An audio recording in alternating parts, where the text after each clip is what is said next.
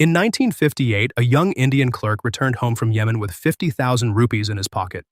That's roughly a few $100s.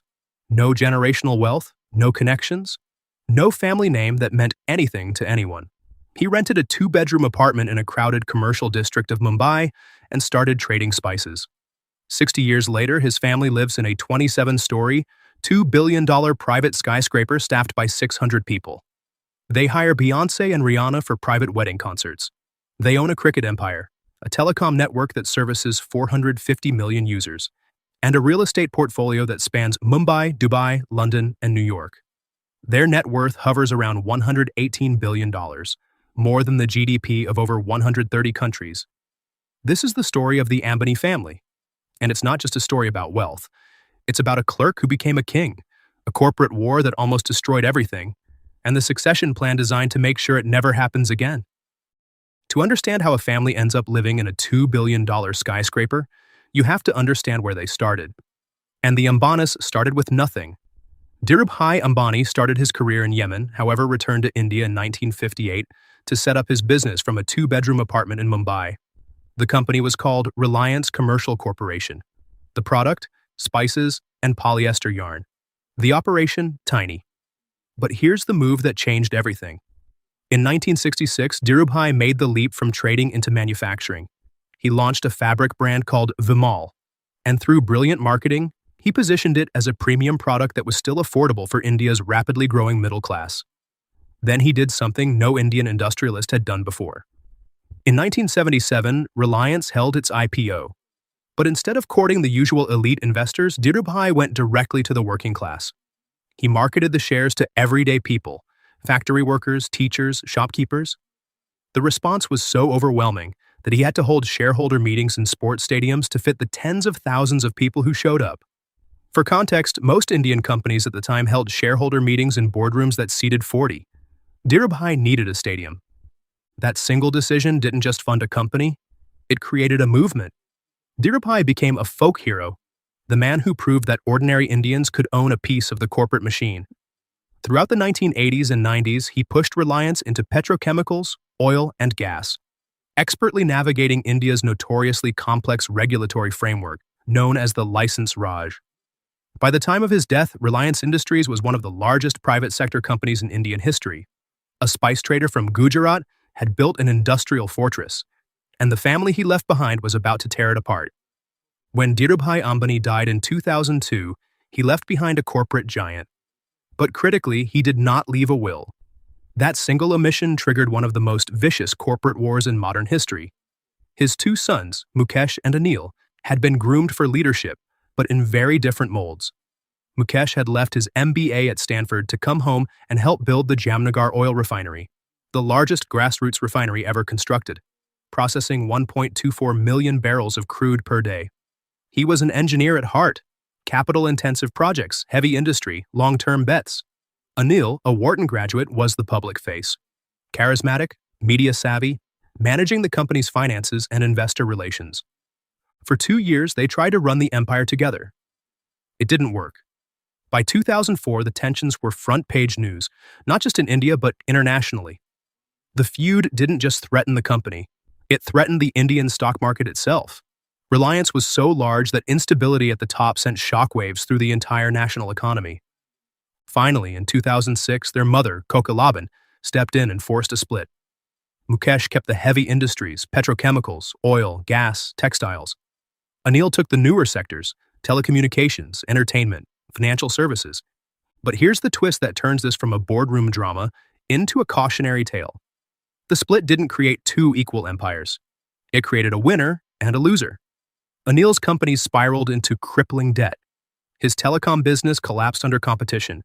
His net worth, once estimated at $42 billion, fell to effectively zero. In 2020, he told a London court that his net worth was nil. $42 billion to nothing. That's not a decline, that's a freefall.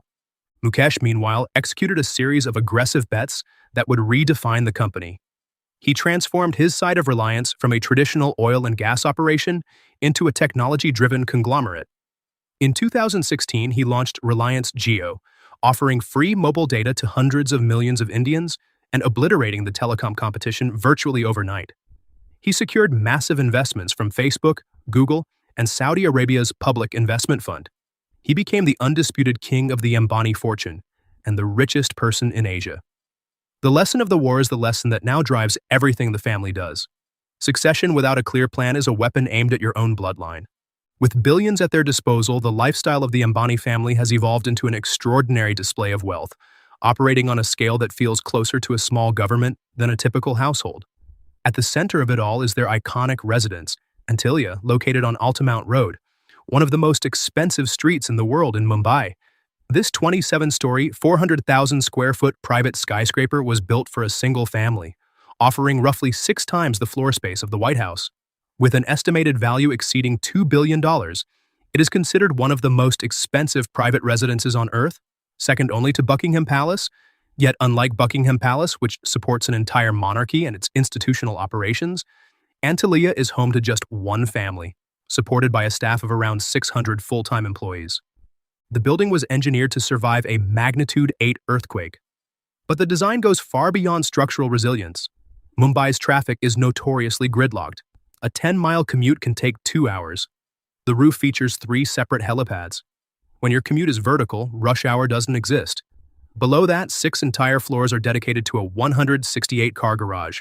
6 floors, 168 cars.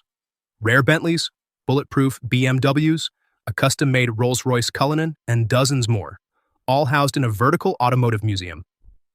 But here's the kicker, the detail that tells you this isn't just a big house. Antilia has a dedicated snow room. In a city where temperatures routinely hit 35 degrees Celsius, that's 95 degrees Fahrenheit. The family can walk into a room that blasts artificial snowflakes and drops the temperature to near freezing. It's not practical, it's not efficient. It's the kind of amenity that only exists when money has genuinely stopped being a constraint. Beyond the snow room, multiple hanging sky gardens maintained by a team of full-time horticulturalists, a 2-story health club, a dance studio, a private ice cream parlor, and a 50-seat cinema with projection technology that rivals commercial IMAX screens. All inside one building, all for one family. Antilia is the fortress. The rest of the world is the playground. In Dubai, the Ambanis own an $80 million ultra-luxury beach villa on the Palm Jumeirah, with a private 70-meter beachfront and custom spa facility.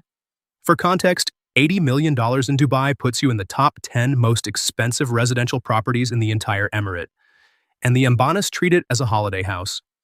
In the United Kingdom, they acquired Stoke Park for $73 million, a 300-acre historic golf and country club in Buckinghamshire that's appeared in 2 James Bond films.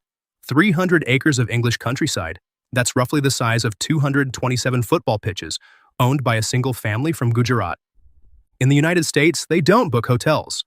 They own one, a $98 million controlling stake in the Mandarin Oriental in New York City, one of the most prestigious addresses in Manhattan. When the Ambanis visit New York, they're not guests, they're the landlord. Traveling between these properties requires an equally serious fleet. Flying commercial, even first class, is out of the question.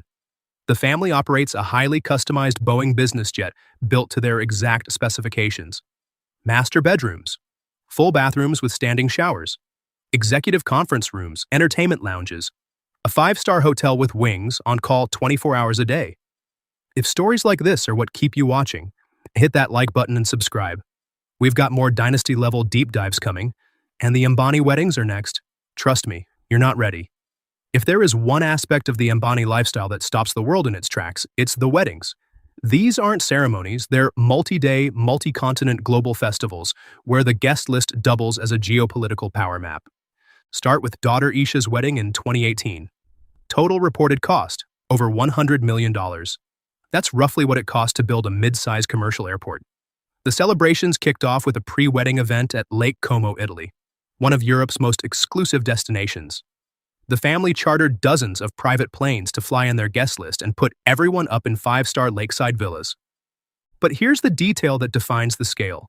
For one evening's entertainment, they hired Beyoncé. Reported fee, $4 million for a single private concert. The main event in Mumbai featured floral arrangements flown in from across the globe and a guest list that included Hillary Clinton. Not as a family friend, but as a demonstration of geopolitical reach. Then came Anant Ambani's wedding celebrations, which captured the planet's attention. Costs estimated in the hundreds of millions. Pre-wedding performances from Rihanna, Katy Perry, and Justin Bieber. Guests received bespoke designer outfits from the world's most prestigious fashion houses, individual garments costing as much as a typical American home. That's not a gift bag. That's a down payment. And the guest lists read like an impossible crossover episode of Global Power. Bollywood royalty, Shah Rukh Khan, Amitabh Bachchan, alongside global tech titans like Mark Zuckerberg and Bill Gates. World leaders, fashion moguls, and sports icons all in the same room. Because one family had the gravitational pull to bring them there. And this is where we come back to the lesson Mukesh Ambani learned the hard way. His father built an empire and left no will. The result? A corporate war that destroyed one brother's fortune and nearly destabilized the Indian economy. Mukesh watched that happen from the inside, and he swore it wouldn't happen again, so he designed a succession plan that does what Dhirubhai never did. It gives each heir a defined lane before the patriarch steps aside. Akash Ambani has taken the helm of Reliance Jio, the telecommunications division. He's steering the digital transformation that brought affordable internet to over 450 million Indians. That's more users than the entire population of the United States. Under his leadership, Jio isn't just a phone network. It's the digital infrastructure of the world's most populous country. Isha Ambani is driving the retail empire. She's aggressively expanding Reliance Retail, already one of the largest retail operations in India, and securing partnerships with international luxury brands. Think of it as building the Indian answer to Amazon and LVMH simultaneously. Anant Ambani has been entrusted with new energy, a multi-billion-dollar pivot towards solar manufacturing, green hydrogen, and battery technology. The bet is that the future of energy in India won't be oil and gas. It'll be renewables. And the Ambanis intend to own that transition the same way Dhirubhai owned petrochemicals. Each heir has a defined vertical. No overlap. No ambiguity. No room for the kind of war that nearly destroyed the family once before. It's the most calculated succession play in Indian corporate history, and it's being executed while Mukesh is still alive, still healthy, and still in control. Because the one thing he learned from watching his own family fracture is that succession plans don't work when you're gone. They work when you're still there to enforce them. But the Ambani story isn't only oil, telecom, and weddings.